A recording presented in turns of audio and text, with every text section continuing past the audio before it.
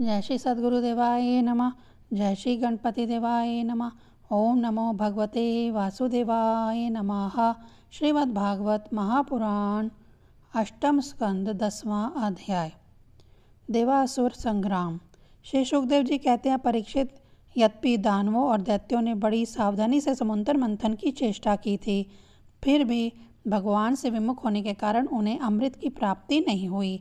राजन, भगवान ने समुद्र को मथ कर अमृत निकाला और अपने निज जन देवताओं को पिला दिया। फिर सबके देखते देखते वे गरुड़ पर सवार हुए और वहां से चल दिए। जब दैत्यों ने देखा कि हमारे शत्रुओं को तो बड़ी सफलता मिली, तब वे उनकी बढ़ती सह ना सके। उन्होंने तुरंत अपने हथियार उठाए और देवताओं पर धावा बोल दिया। इधर देवताओं ने एक तो अमृत पीकर विशेष शक्ति प्राप्त कर ली थी और दूसरे उन्हें भगवान के चरण कमलों का आश्रय था ही। बस वह भी अपने अस्त्र शस्त्रों से सुसज्जित हो दैत्यों से भिड़ गए। परीक्षित, क्षीर सागर के तट पर बड़ा ही रोमांचकारी और अत्यंत भयंकर संग्राम हुआ। देवता और दैत्यों की वह घमसान लड़ाई ही देवासुर संग्राम के नाम से कही जाती है। दोनों ही एक दूसरे के प्रबल शत्रु हो रहे थे। दोनों ही क्रोध से भरे हुए थे और एक दूसरे को सामने आमने पाकर तलवार, बाण और अन्य अनेकानेक अस्त्र शस्त्रों से परस्पर चोट पहुंचाने लगे। उस समय लड़ाई में शंख, तुरही, मृदंग, नगाड़े और डमरू बड़े जोर से बजने लगे। हाथियों की चिंगाड़, घोड़ों की हिनहिनाहट, रथों के घरघराट और पैदल सेना की चिल्लाहट से बड़ा कोलाहल मच गया। रणभूमि में रथियों के साथ रथी, पैदल के साथ पैदल, घुड़सवारों के साथ घुड़सवार और हाथी वालों के साथ हाथी वाले भिड़ गए। उनमें से कोई कोई वीर ऊँटों पर, हाथियों पर और गधों पर चढ़कर लड़ रहे थे, तो कोई कोई गौर मृग, भालू, बाघ और सिंहों पर, कोई कोई सैनिक गिद्ध, बुगले, बाज और भास पक्षियों पर चढ़े हुए थे, तो बहुत से तिमंगल, मच्छ, शरभ, भैंसे, गेंडे, बैल, नील गाय और जंगली सांडों पर सवार थे। किसी किसी ने सियारनी, चूहे, गिरगिट और खरोहों पर ही सवारी कर ली थी, तो बहुत से मनुष्य बकरे, कृष्णसार मृग, हंस और सूअरों पर चढ़े थे। इस प्रकार जल, थल और आकाश में रहने वाले तथा देखने में भयंकर शरीर वाले बहुत से प्राणियों पर चढ़कर कई दैत्य दोनों सेनाओं में आगे आगे घुस गए। परीक्षित, उस समय रंग बिरंगी पताकाओं, स्फटिक मणि के समान श्वेत निर्मल छत्रों, रत्नों से जड़े हुए दंड वाले बहुमूल्य पंखों, मोर पंखों, चवरों और वायु से उड़ते हुए दुपट्टों, पगड़ी, कलगी, कवच, आभूषण तथा सूर्य की किरणों से अत्यंत दमकते हुए उज्ज्वल शस्त्रों एवं वीरों की पंक्तियों के कारण देवता और असुरों की सेनाएं ऐसी शोभामान हो रही थी मानो जल जंतुओं से भरे हुए दो महासागर लहरा रहे हों। परीक्षित, रणभूमि में दैत्यों के सेनापति विरोचन पुत्र बलि मय दानव के बनाए हुए व्यूहास नामक विमान पर सवार हुए। वह विमान चलाने वाले की जहाँ इच्छा होती थी वहीं चला जाता था। युद्ध की समस्त सामग्रियाँ उसमें सुसज्जित थी। परीक्षित, वह इतना आश्चर्यमय था कि कभी दिखलाई पड़ता तो कभी अदृश्य हो जाता। वह इस समय कहाँ है? जब इस बात का अनुमान भी नहीं किया जा सकता था, तब बतलाया तो कैसे ही जा सकता है। उसी श्रेष्ठ विमान पर राजा बलि सवार थे। सभी बड़े बड़े सेनापति उनके चारों ओर से घेरे हुए थे। उन पर श्रेष्ठ चामर ढुलाए जा रहे थे और छत्र तना हुआ था। उस पर बलि ऐसा जान पड़ते थे जैसे उदयाचल पर चंद्रमा। उनके चारों ओर अपने अपने विमानों पर सेना की छोटी छोटी टुकड़ियों के स्वामी नमूची, शांबर, बाण, विप्रचिति, अयोमुख, दुर्मुधा, कालनाभ, प्रहेति, हेति, इलवल, शुकनी, भूत संताप, व्रजद्रंष्ट, विरोचन, हीग्रीव, शंखशिरा, कपिल, मेघ, दुधुम्बी, तारक, चक्राक्ष, शुंभ, निशुंभ, जंभ, उत्कल, अरिष्ट, अरिष्टनेमि, त्रिपुरा, अधिपति, मय, पोलाम, काले और निवात, कवच आदि स्थित थे। ये सब के सब समुद्र मंथन में सम्मिलित थे, परंतु इन्हें अमृत का भाग नहीं मिला, केवल कलेश ही हाथ लगा था। इन सब असुरों ने एक नहीं अनेक बार युद्ध में देवताओं को पराजित किया था, इसीलिए वे बड़े उत्साह से सिंहनाद करते हुए अपने घोर स्वर वाले शंख बजाने लगे। इंद्र ने देखा कि हमारे शत्रुओं का मन बढ़ रहा है, ये मंदो उन्मत्त हो रहे हैं, तब उन्हें बड़ा क्रोध आया। वे अपने वाहन ऐरावत नामक दिग्गज पर सवार हुए।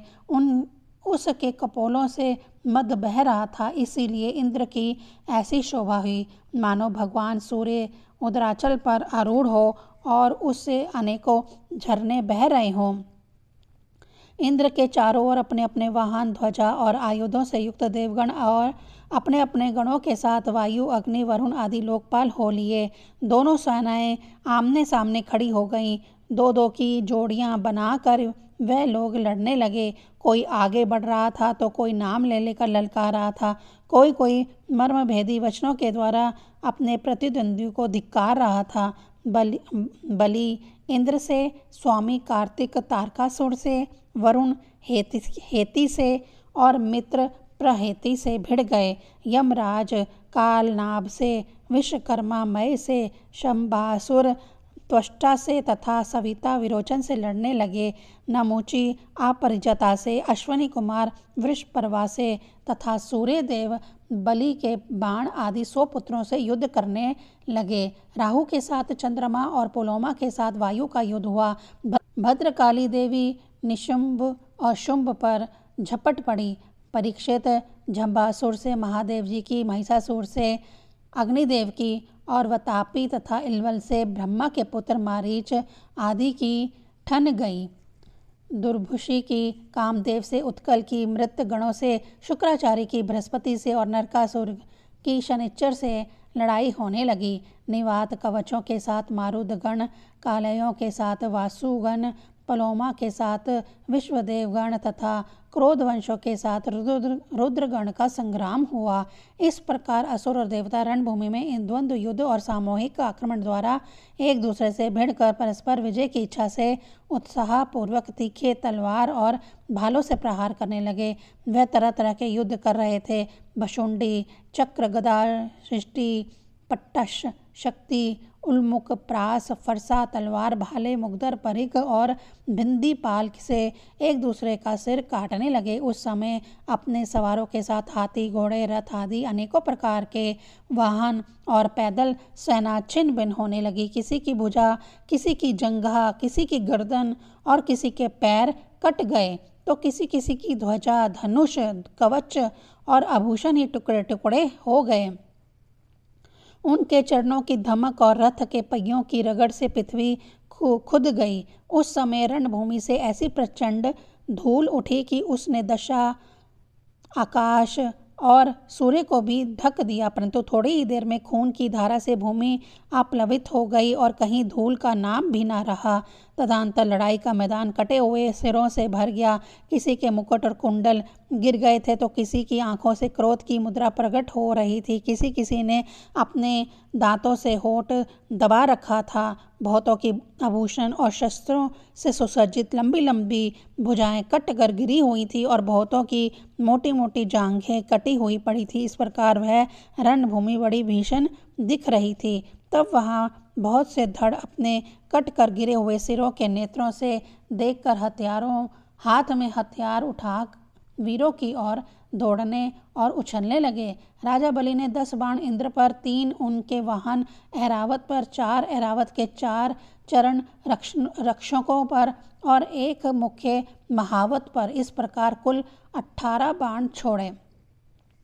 इंद्र ने देखा कि बलि के बाण तो हमें घायल करना ही चाहते हैं, तब उन्होंने बड़ी फुर्ती से उतने ही तीखे भल नामक बाणों से उनको वहां तक पहुंचने के लिए पहले ही हंसते हंसते काट डाला। इंद्र की यह प्रशंसनीय फुर्ती देखकर राजा बलि और भी चिढ़ गए। उन्होंने एक बड़ी शक्ति जो बड़े भारी लुके के समान जल रही थी उठाई, किंतु अभी वह उनके हाथ में ही थी, छूटने नहीं पाई थी कि इंद्र ने उसे भी काट डाला। इसके बाद बलि ने एक के पीछे एक क्रमशः शूल, प्रास, तोमर और शक्ति उठाई, परंतु वह जो शस्त्र हाथ में उठाते इंद्र उन्हें टुकड़े टुकड़े कर डालते। इस हस्त लाघव से इंद्र का इंद्र का ऐश्वर्य और भी चमक उठा। परीक्षित अब इंद्र की फुर्ती से घबराकर पहले तो बलि अंतर्ध्यान हो गए, फिर उन्होंने आसुरी माया की सृष्टि की। तुरंत ही देवताओं की सेना के ऊपर एक पर्वत प्रकट हुआ। उस पर्वत से दवाग्नि से जलते हुए वृक्ष और टांकी जैसी तीखी धार वाली शिखरों के साथ नुकीली शिलाएं गिरने लगीं। इससे देवताओं की सेना चकनाचूर होने लगी। तत्पश्चात बड़े बड़े सांप, दंतशुक, बिच्छू और अन्य विषैले जीव उछल उछल कर काटने और डंक मारने लगे। सिंह, बाघ और सूअर देव सेना के बड़े बड़े हाथियों को फाड़ने लगे। परीक्षित हाथों में शूल लिए मारो काटो इस प्रकार चिल्लाती हुई सैकड़ों नंग धड़ंग राक्षसनियां और राक्षस भी वहां प्रकट हो गए। कुछ ही क्षण बाद आकाश में बादलों की घनघोर घटाएं मंडराने लगी। उनके आपस में टकराने से बड़ी गहरी और कठोर गर्जना होने लगी। बिजलियां चमकने लगी। आंधी के झक्कोरों से बादल अंगारों की वर्षा करने लगे। दैत्यराज बलि ने प्रलय की अग्नि के समान बड़ी भयानक आग की सृष्टि की। वह बात की बात में वायु की सहायता से देवसेना को जलाने लगी। थोड़ी ही देर में ऐसा जान पड़ा कि प्रबल आंधी के थपेड़ों से समुद्र में बड़ी बड़ी लहरें और भयंकर भंवर उठ रहे हैं और वह अपनी मर्यादा छोड़कर चारों ओर से देवसेना को घेरता हुआ उमड़ता आ रहा है। इस प्रकार जब उन भयानक असुरों ने बहुत बड़ी माया की सृष्टि की और स्वयं अपनी माया के प्रभाव से छिप रहे ना दिखने के कारण उन पर प्रहार भी नहीं किया जा सकता था, तब देवताओं के सैनिक बहुत दुखी हो गए। परीक्षित, इंद्र आदि देवताओं ने उनकी माया का प्रीतिकार करने के लिए बहुत कुछ सोचा विचारा, परंतु उन्हें कुछ ना सूझा। तब उन्होंने विश्व के जीवनदाता भगवान का ध्यान किया और ध्यान करते ही वे वहीं प्रकट हो गए। बड़ी ही सुंदर झांकी थी। गरुड़ के कंधे पर उनके चरण कमल विराजमान थे। नवीन कमल के समान बड़े ही कोमल नेत्र थे। पीतांबर धारण किए हुए थे। 8 भुजाओं में 8 आयुध, गले में कौस्तुभ मणि, मस्तक पर अमूल्य मुकुट एवं कानों में कुंडल झिलमिला रहे थे। देवताओं ने अपने नेत्रों से भगवान की इस छवि का दर्शन किया। परम पुरुष परमात्मा के प्रकट होते ही उनके प्रभाव से असुरों की वह कपट भरी माया वलीन हो गई। ठीक वैसे ही जैसे जग जाने पर स्वप्न की वस्तुओं का पता नहीं चलता, ठीक ही है भगवान की स्मृति समस्त विपत्तियों से मुक्त कर देती है। इसके बाद कालनेमी दैत्य ने देखा कि लड़ाई के मैदान में गरुड़ वाहन भगवान आ गए हैं। तब उसने अपने सिंह पर बैठे ही बैठे बड़े वेग से उनके ऊपर एक त्रिशूल चलाया। वह गरुड़ के सिर पर लगने वाला ही था कि खेल खेल में भगवान ने उसे पकड़ लिया और उसी त्रिशूल से उसके चलाने वाले कालनेमी दैत्य तथा उसके वाहन को मार डाला। माली और सुमाली 2 दैत्य बड़े बलवान थे। भगवान ने युद्ध में अपने चक्र से उनके सिर भी काट डाले और वे निर्जीव होकर गिर पड़े। तदंतर माल्यवान ने अपनी प्रचंड गदा से गरुड़ पर बड़े वेग के साथ प्रहार किया, परंतु गर्जना करते हुए माल्यवान के प्रहार करते ना करते ही भगवान ने चक्र से उसके सिर को भी धड़ से अलग कर दिया। 10वां अध्याय संपूर्ण। ओम नमो भगवते वासुदेवाय नमः।